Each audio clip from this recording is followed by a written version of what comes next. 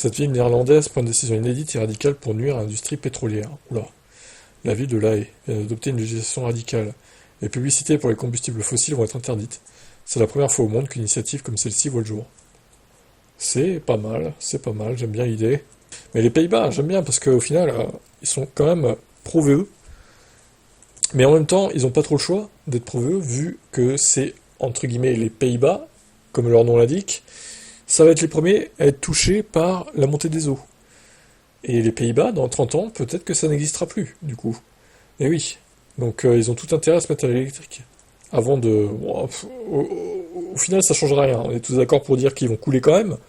Mais peut-être qu'ils couleront peut-être un petit peu moins. Ils vont peut-être gagner quelques jours, quelques semaines, quelques mois. Allez, avant de sombrer sous les eaux, grâce à leur passage à l'électrique. En réalité, l'interdiction ne concerne pas seulement les publicités en lien direct avec l'industrie pétrolière, mais aussi l'ensemble des services considérés comme très polluants.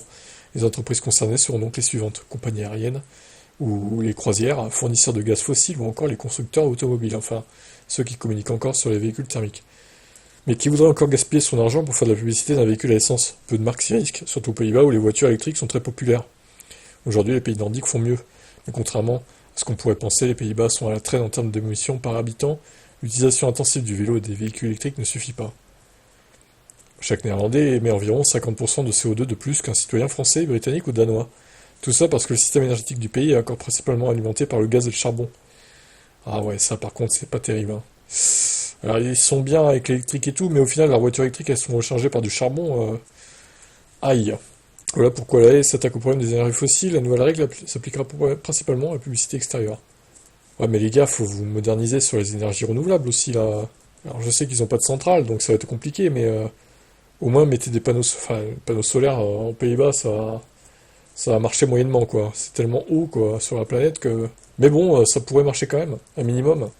Et peut-être mettre des éoliennes aussi. La ville ne pourra pas maîtriser les publicités sur le web ou à la télévision. Pour ça, il faudra un accord national. Quoi qu'il en soit, c'est un premier pas symbolique qui pourrait faire évoluer les mentalités.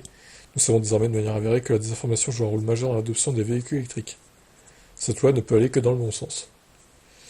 Bah, sinon, il faut une loi pour interdire les fake news sur les VE. Aussi, ça pourrait être utile. Et pas que aux Pays-Bas d'ailleurs.